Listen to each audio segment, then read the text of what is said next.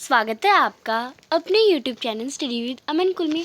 आज हम director of education GNCT of Delhi का आपका प्रैक्टिस पेपर यानी सैम्पल पेपर लाए हैं, जो कि डीओई की तरफ से आपका सैम्पल पेपर है। मिड टर्म एग्जामिनेशन आपका 17 तारीख को आपका जो है एसएसटी का एग्ज़ाम है, उसका सैम्पल पेपर हम आज सोशल साइंस का सैम्पल पेपर देखेंगे। एंड इस सैम्पल पेपर में जो क्वेश्चंस होंगे ना, वो आपके पेपर से रिलेटेड, अगर आपने ये कर लिया ना, यानी आप पेपर से ऑलमोस्ट रेडी हैं, क्योंकि इसी से रिलेटेड क्वेश्चन ही आते हैं। कुछ इंस्ट्रक्शन यहाँ पे 5 सेक्शन दे रखे हैं, section A B C D and E. Question paper में 40 क्वेश्चन है, सारे क्वेश्चन कंपल्सरी है और इंटरनल चॉइस है। हर कुछ ज़्यादातर क्वेश्चंस में आपको कोई एक ही अटैम्प्ट करनी है। मार्क्स इंडिकेट हैं। सेक्शन ए में हमारे 1 से 27 तक के क्वेश्चन है, ऑब्जेक्टिव क्वेश्चन है 1 मार्क के। सेक्शन बी हमारे क्वेश्चन सीरियल 28 से 31 तक के हैं, शॉर्ट आंसर टाइप क्वेश्चन है 3 मार्क्स के, और आपको 80 वर्ड से ज़्यादा नहीं लिखना उसमें। सेक्शन सी 32 से 35 क्वेश्चन है, जो कि लॉन्ग आंसर टाइप क्वेश्चन है 4 मार्क्स के।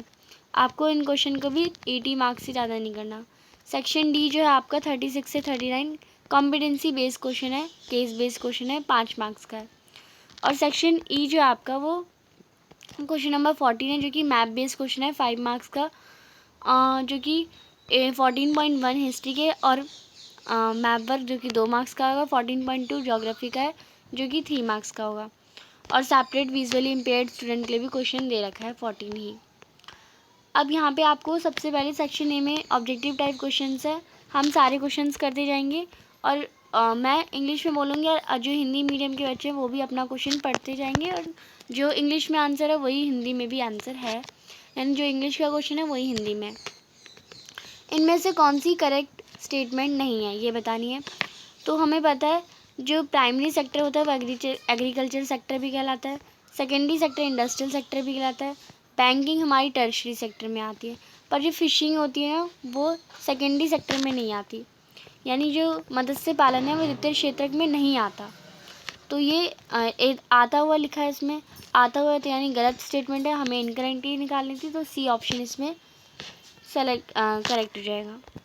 नेक्स्ट है सेकंड क्वेश्चन, निम्नलिखित में से कौन सा पंजाब के समृद्ध किसान के लिए विकास का लक्ष्य नहीं हो सकता, यानी जो पंजाब के प्रॉस्परस फार्मर हैं उनके लिए डेवलपमेंट नहीं हो सकता। कौन सा नहीं हो सकता? अपनी उपज के लिए कम समर्थन मूल्य, यानी अपनी जो भी उनकी जो फसल है उनके लिए वो कम मूल्य लेंगे, तो वो विकास नहीं हुआ। तो lower support price for his crop, तो ए ऑप्शन करेक्ट है। तीसरा प्रश्न है, निम्नलिखित में से महात्मा गांधी राष्ट्रीय ग्रामीण रोजगार गारंटी अधिनियम 2005 के संदर्भ में क्या सही है, यानी जो मनरेगा है 2005 एक्ट, यानी Mahatma Gandhi national rural employment guarantee act, वो हमें इंश्योर करता है 100 डेज़ का जॉब्स, तो ये सही होगा।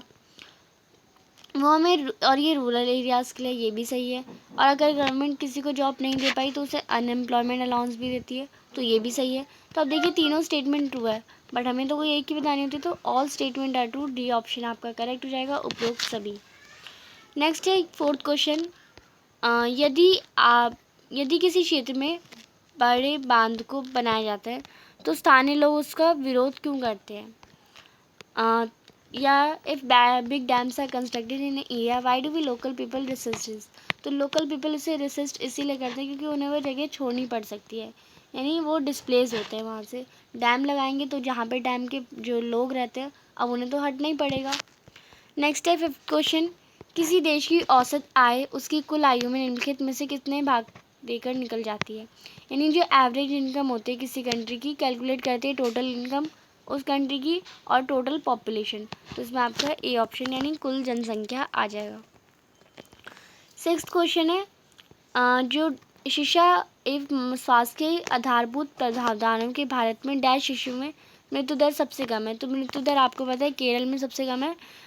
Kerala has low infant mortality rate because it has addict provision of basic health and education facilities, तो केरला आ जाएगा।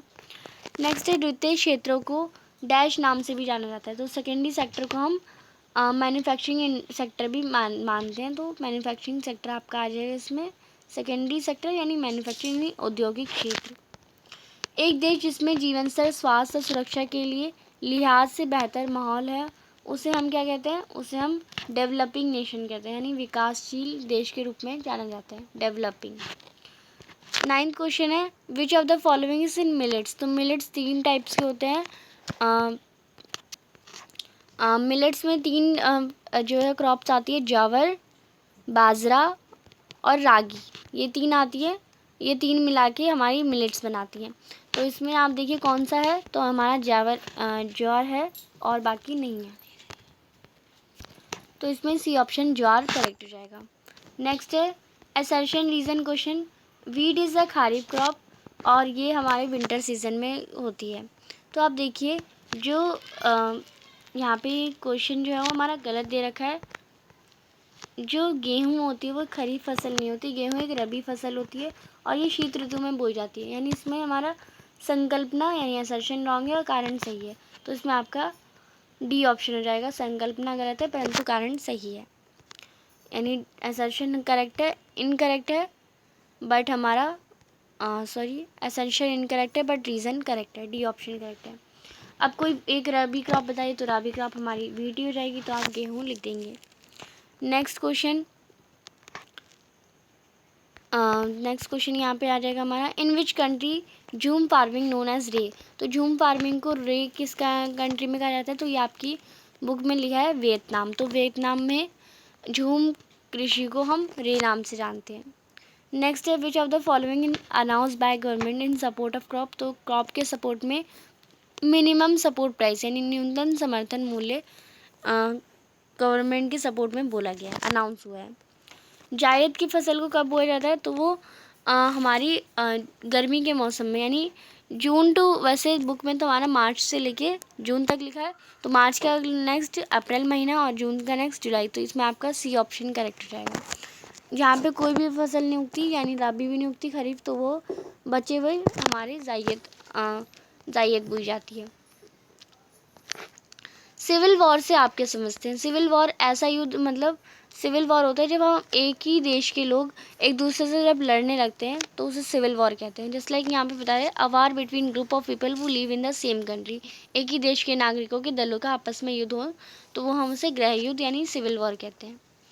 अब श्रीलंका में कौन सा जातीय समूह अल्पसंख्यक था, यानी which ethnic classes minority in Sri Lanka. तो कौन सी थी, वो थी तमिल स्पीकर्स जो थे वो माइनॉरिटी थे, 80% थे और उनमें हिंदू और मुस्लिम आते थे। Next which ethnic class, Tamil आप इसमें हिंदी में लिख देंगे तमिल और 18%। Which ethnic classes minority in Belgium. तो बेल्जियम में कौन सी माइनॉरिटी थी, तो बेल्जियम में 2 लैंग्वेज थी, एक डच, फ्रेंच और जर्मन। तो वैसे तो जर्मन को माना जाएगा 1% है, बट वहाँ पे मेनली किसकी थी, डच और फ्रेंच की थी, तो इसमें फ्रेंच माइनॉरिटी में होगा। आप इसे फ्रेंच जो कि वेलोनिया रीजन में रहती थी, आप ये भी लिख सकते हैं, वेलोनिया रीजन में रहती थी, फ्रेंच लैंग्वेज माइनॉरिटी में थी। आपको बेल्जियम की कैपिटल बतानी है तो वो ब्रुसेल है, ब्रूसेल, वो आप लिख देंगे हिंदी में भी। When was an act passed to recognize Sinhala as an official language। तो सिन्हाला को ऑफिशियल लैंग्वेज कब घोषित करा गया, तो वो एक्ट जो था वो 1956 में पास हुआ कि सिन्हाला को ऑफिशियल लैंग्वेज डिक्लेयर कर दिया गया। फिर इस सेंटेंस को आपको 18 क्वेश्चन है, इस सेंटेंस को दोबारा लिखना है। स्टेट गवर्नमेंट जो होती है वो सेंट्रल लिस्ट बनाती है, लॉ बनाती है सेंट्रल लिस्ट पे, तो ये स्टेट गवर्नमेंट नहीं, सेंट्रल गवर्नमेंट होती है। सेंट्रल गवर्नमेंट होता है right to make a central list. Next है भारत में डैश स्तर की सरकार है। भारत में किस स्तर की, तो भारत में 3 लेवल्स ऑफ गवर्नमेंट है, लोकल, स्टेट और central. When was the reorganisation commission form. तो जो राज्य पुनर्गठन आयोग का गठन कब किया गया था, तो कब किया गया था, वो हमारा सन 1953 में हुआ था। कितनी लैंग्वेज हमारी इंक्लूड हुई है 18 शेड्यूल इंडियन कॉन्स्टिट्यूशन में, तो 22 लैंग्वेज इंक्लूड हुई है, तो आप इसमें 22 भाषाएं लिख देंगे। When was Vienna Congress organise. तो वीना कांग्रेस कब ऑर्गेनाइज हुई थी, वो 1814 से लेकर 1815 में ऑर्गेनाइज हुई थी।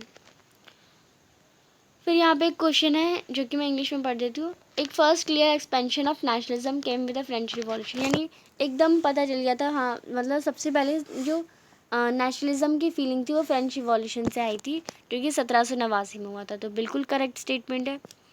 इसका रीज़न हमें दे रखा है क्योंकि जो पॉलिटिकल कॉन्स्टिट्यूशनल चेंज थे वो फ्रेंच रिवॉल्यूशन के ट्रांसफ़र हुए सोवर्जिनिटी में, मोनार्की से फ्रेंच के सिटीज़न में। तो ये रीज़न भी करेक्ट है, असर्शन भी करेक्ट है और करेक्ट एक्सप्लेनेशन भी है। तो ये आपका करेक्ट हो जाएगा।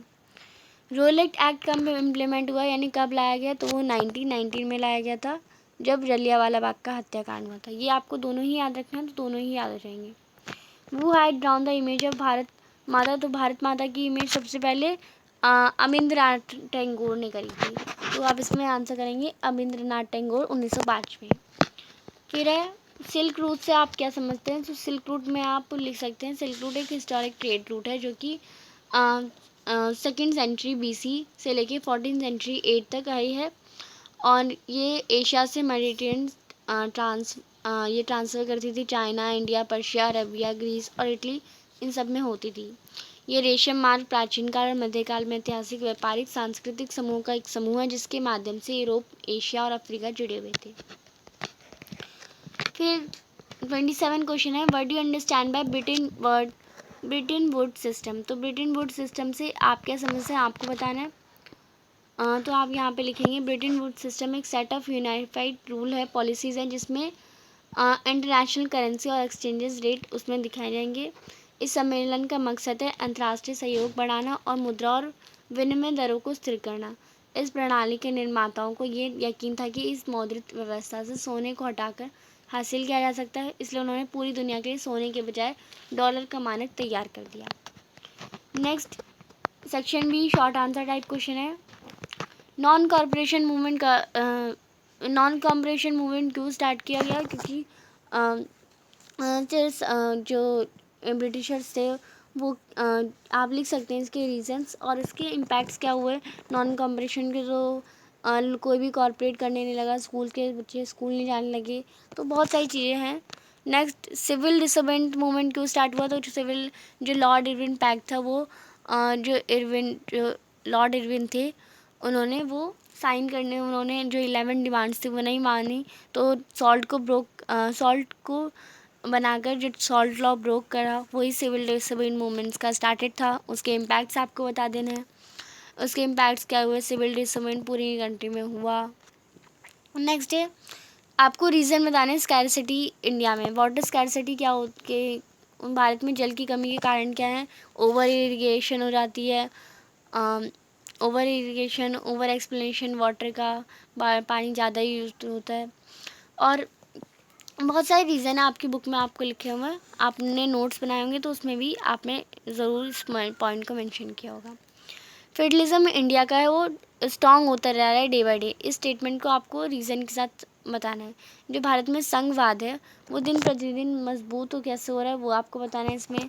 नेक्स्ट है फीचर्स ऑफ ऑर्गेनाइज सेक्टर, तो ऑर्गेनाइज सेक्टर तो ये इसमें वर्किंग आवर फिक्स होते हैं और पेड हमारी छुट्टियों के भी पैसे मिलते हैं, पेड विजेस हॉलीडेज़ होते हैं, बहुत सारे इसके फंक्शन है। और आपको या फिर आपको अनऑर्गेनाइज सेक्टर के फीचर्स बताने, तो इसमें PF वगैरह सब होता है, इसमें मतलब अच्छी कंडीशन होती है और अनऑर्गेनाइज में बुरी कंडीशन होती है, वही आपको दोनों में से कोई एक करना है। नेक्स्ट 32 क्वेश्चन है, आपको यूनिफिकेशन ऑफ जर्मनी बताना है, जर्मनी का यूनिफिकेशन कैसे हुआ, या फिर आपको यूनिफिकेशन ऑफ इटली बताना है। तो इटली आपको पता है 7 पार्ट में डिवाइड था, फिर जो 2 पार्ट थे वो कौन राज करता था, और फिर उनके वहाँ पे किसी मेदिनी आके उन्होंने तीनों को एक साथ जोड़ा और इटली का यूनिफिकेशन वगैरह हुआ। तो ये आप पॉइंट्स जो थे वो नहीं लिख सकते हैं। फीचर्स बताने हैं एल्वियल सॉइल के, तो एल्वियल सॉइल के फीचर्स या फिर ब्लैक सॉइल के फीचर्स आप बता सकते हैं। बेल्जियम ने क्या करा, एक्यूमुलेट करा डाइवर्सिटी को, इस स्टेटमेंट को बताना है, यानी बेल्जियम ने विविधता को समायोजित करा, यानी जो डच स्पीकिंग पर्सन थे और जो फ्रेंच स्पीकिंग पर्सन थे, ये डाइवर्सिटी है यानी ये अलग है ये अलग है। अब इन डाइवर्सिटी को उसने एक्यूमुलेट करा, वो तो चाहता था कि जैसे श्रीलंका में वो मेजॉरिटिज़म भी कर सकता था, बट उसने मेजॉरिटिज़म नहीं करा क्योंकि ये करेक्ट सॉल्यूशन नहीं है। जो फ्रेंच इसने डाइवर्सिटी को अच्छे से करा और स्टेट मतलब उन्होंने डच स्पीकिंग पर्सन को भी इक्वल रखा और फ्रेंच स्पीकिंग पर्सन्स को भी इक्वल रखा। ये उन्होंने डाइवर्सिटी को ठीक करा। डेवलपमेंट क्या होता है, डेवलपमेंट को डिफाइन करना है आपको, तो आप इसे कर सकते हैं, बुक में आपको दे रखा है। तो ये स्टेटमेंट क्वेश्चन नंबर 36 है। 36 क्वेश्चन में आपको इस टेबल को पढ़ना है और क्वेश्चन के आंसर करने हैं। Share of sector in employment percentage दे रखा है आपको। इसमें से कौन सा सेक्टर, ये तीनों सेक्टर दे रखे हैं, ये 2 ईयर दे रखे हैं, उन सेक्टर के बीच में ईयर का कुछ जो भी आपको क्वेश्चन पूछा है आपको बताना है। Which has the highest percentage of share in employment in the year, तो हाईएस्ट परसेंटेज कितनी है, प्राइमरी सेक्टर की है, ए ऑप्शन करेक्ट हो जाएगा। Which sector has lowest percentage किस में है, 2011-12 में, तो 2011-12 में लोएस्ट हमारी 24 सेकेंडरी सेक्टर है, तो ये ऑप्शन आ जाएगा। नेक्स्ट कौन से सेक्टर में जो परसेंटेज है वो डिक्रीज़ हुई है 2011-12 से, डिक्रीज़ हुई है 2011-12 में कंपेयर टू 1970, तो कौन सा सेक्टर है जिसमें डिक्रीज़ हुई है, यानी इसमें तो ठीक थी बट डिक्रीज़ हो गई, इसमें आगे, तो ये प्राइमरी सेक्टर है, इसमें ठीक है पर इसमें आगे डिक्रीज़ हो गई, तो प्राइमरी सेक्टर आपका आंसर हो जाएगा। नेक्स्ट है in which sector percentage of share increase by more than double of 2011 to compare as to 1972, तो इसमें डबल हो गए हैं, तो अब देखिए डबल तो हमारे मोर देन डबल है, तो ये हमारे 15 का डबल तो हमें पता है 13 होता है, ये तो हो नहीं सकता है, एक बार हम देखेंगे। 11 का डबल 22 होता है, ये हो सकता है।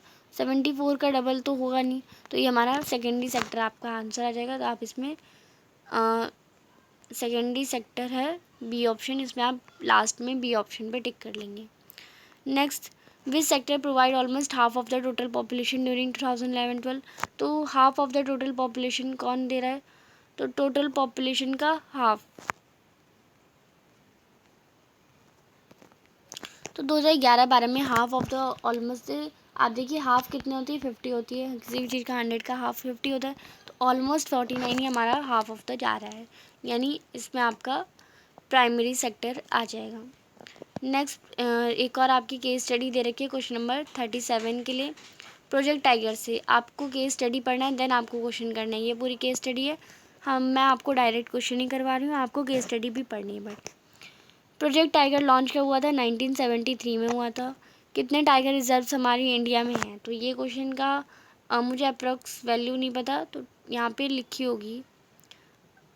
प्रोजेक्ट टाइगर हमारा लॉन्च हुआ था 1973 में, और यहाँ पे हमें दे रखा है, बट हमें ये नहीं, इसमें कहीं भी मेंशन करने का रखा है कि कितने टाइगर रिजर्व्स हैं, तो इसका आंसर आप मुझे गूगल पे सर्च करके बताएंगे, एंड देन आप करेक्ट वैल्यूज़ पे लिख लेंगे। फिर है कॉर्बेट नेशनल पार्क कहाँ पे लोकेट होता है, तो कॉर्बेट नेशनल पार्क उत्तराखंड में है। एक टाइगर रिजर्व जो कि केरला में है, तो वो पेरियार है। Sariska wild life sanctuary Rajasthan की किस लिए फेमस है, वो टाइगर रिजर्व के लिए फेमस है। नेक्स्ट ये ही आपकी एक टेबल दे रखी है जो हम इंग्लिश में ही देखेंगे। यहाँ पे women in national parliament in different region of the world percentage में दे रखी है। किस रीज़न में हाईएस्ट परसेंटेज है नेशनल पार्लियामेंट की, तो किस रीज़न में हाईएस्ट है, तो वो ऑफकोर्स अमेरिका में है, तो इसमें सी आपका ऑप्शन आ जाएगा, 20 सबसे ज़्यादा है ना। फिर है कौन से रीजन में इक्वल रिप्रेजेंटेशन है वुमेन की नेशनल पार्लियामेंट और वर्ल्ड एवरेज में, तो अब देखिए वर्ल्ड एवरेज 66 है और 66.6 सब सहारा अफ्रीका में भी है, तो इसमें आपका डी ऑप्शन करेक्ट हो जाएगा। थर्ड क्वेश्चन है 38.3, how many region of the world have more than, कितने रीजन है जिसकी वर्ल्ड एवरेज वुमेन रिप्रेजेंटेशन से ज़्यादा है, तो 2 की है, वो आप यहाँ से देख भी सकते हैं। 16.6 से बड़ा हमारा 19.6 और 22.6, यानी 2 आंसर आएगा। कितनी परसेंटेज हमारी women representation in the Indian parliament, तो इंडिया की 19.6 है, सॉरी इंडिया की हमारी 8.3 है, तो यहाँ पे आप 8.3 करेंगे, C option. Which of the following statement true, तो हमारी मैंने जितनी ऑब्जर्व करा तो वुमेन, आप देखिए अमेरिका जो है वो वर्ल्ड एवरेज से बड़ा है, लोअर दे रखा है, बट ये तो गलत स्टेटमेंट है। अमेरिका 22 पॉइंट कुछ है और ये वर्ल्ड एवरेज तो 66 है। यूरोप हमारा बड़ा, यूरोप जो है हमारा लोअर देन वर्ल्ड एवरेज, तो यूरोप भी बड़ा है, साउथ एशिया हमारा छोटा है वर्ल्ड एवरेज से, पर जो अरब है वो वर्ल्ड एवरेज से ही छोटा है। तो ये हमारी करेक्ट स्टेटमेंट है, बाकी हमारी रॉन्ग है। नेक्स्ट यहाँ पे 39 जो क्वेश्चन है वो आप यहाँ से देख सकते हैं। इसका PDF भी मैं डाउनलोड करने के लिए आपको लिंक दे दूँगी, या फिर मैंने जो लास्ट वीडियो में बता रखा है कि आपका कैसे डाउनलोड करें, उसमें से आप जाके देख सकते हैं और डाउनलोड कर सकते हैं। 39 जो क्वेश्चन है उसका हम सॉल्व करते हैं। In Trinidad Muharram procession was transform into Hosay. तो यहाँ पे आप देखिए annual Muharram procession was transfer into Hosay, तो आपका A option. Where was chutney music popular, chutney music India में पॉपुलर था। बॉब मार्ली क्या वाज द रेजिडेंट ऑफ, तो यहाँ पे ही आपका आंसर लिख रखा है, आप वहाँ से देख सकते हैं। आपको बस पैसेज पढ़ना है, आपके आंसर सारे पैसेज में ही होते हैं। इंडेंचर्ड लेबर क्या है? Indentured labour was considered as a new system of slavery या न्यू सिस्टम ऑफ ट्रांसपोर्टेशन, तो ये एक स्लेवरी का ही सिस्टम है, तो आप इसमें स्लेवरी करेंगे। फिर है वो among the following made Rastafarianism famous, तो रास्ताफरिज्म फेमस, ये भी आपकी उस पैसेज से ही क्वेश्चन है, वो आप देख सकते हैं। इनमें से कौन सा करेक्ट आंसर नहीं है इंडेंचर्ड लेबर के लिए?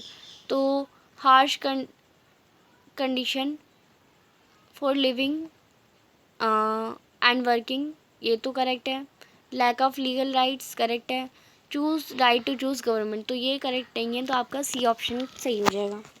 अब मैप बेस्ड क्वेश्चन है जो कि आप करेंगे। इसमें सबसे पहले 14.1 यानी फर्स्ट क्वेश्चन में आपको क्या कर रखा है, इंडिया में दो मैप दे रखे हैं, ए और बी लोकेट दे रखा है। आपको प्लेस बताना है जहाँ पे जलियांवाला बाग का इंसिडेंट हुआ, तो यहाँ पे आप देखिए जलियांवाला बाग का इंसिडेंट ए पार्ट दे रखा है, यानी अमृतसर में हुआ था, मैंने आपको बताया था।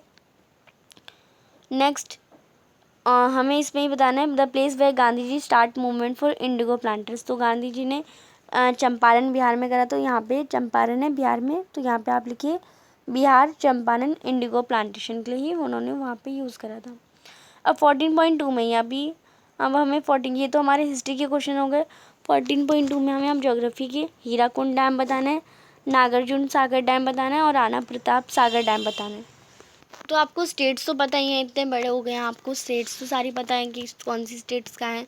और मैं यहाँ पे रफली एक इंडिया का मैप भी बताती हूँ और मैं यहीं पे आपको आंसर बताती हूँ।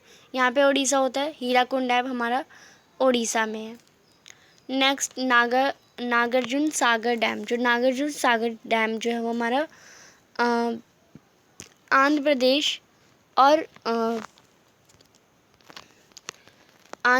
और तेलंगाना रीजन में आता है। तो आंध्र प्रदेश आप यहाँ पे AP, आंध्र प्रदेश तेलंगाना में आता है। आंध्र प्रदेश के अंदर भी एक तेलंगाना है उसके लिए। और राणा प्रताप सागर हमारा राजस्थान में आता है, तो आप यहाँ पे राजस्थान होता है, राणा प्रताप सागर राजस्थान कर लेंगे। यही क्वेश्चन है और विजुअली इम्पेयर्ड के लिए है, तो वो भी हम एक बार डिस्कस कर लेते हैं। आपको स्टेट बताना है जहाँ पे जलियांवाला बाग इंसिडेंट हुआ, तो वो इंसिडेंट हमारा अमृतसर में हुआ था। स्टेट बताना है, तो पंजाब में हुआ था। आपको स्टेट बताना है जहाँ पे गांधी जी ने मूवमेंट इंडिगो प्लांटर्स के लिए स्टार्ट करा, तो वो बिहार। स्टेट बताना है जहाँ पे हीराकुंड डैम है, तो उड़ीसा। और नागार्जुन डैम जो है वो हमारा आंध्र प्रदेश। तो यहाँ पे आपका जो पूरा सर सैम्पल पेपर है वो कंप्लीट होता है। आई होप कोई भी डाउट हो आप मुझे कमेंट सेक्शन में बता सकते हैं, मैं आपको एक बार पूरा दिखा भी देती हूँ। और चैनल को अभी तक सब्सक्राइब नहीं किया तो प्लीज़ चैनल को सब्सक्राइब ज़रूर करें। और अब अदर सब्जेक्ट के सैम्पल पेपर भी मेरे चैनल पे अपलोड हैं, तो आप उन्हें भी देख सकते हैं। वीडियो अच्छी लगी तो इसे लाइक ज़रूर करिए, दोस्तों के साथ शेयर ज़रूर करिए। Thanks for watching video, bye bye guys. And ये हमारा पूरा शो कर दिया मैंने। आई होप ये आपके लिए हेल्पफुल रहेगा। एंड ये पूरा कंप्लीट यहाँ पे। Thanks for watching video, bye bye.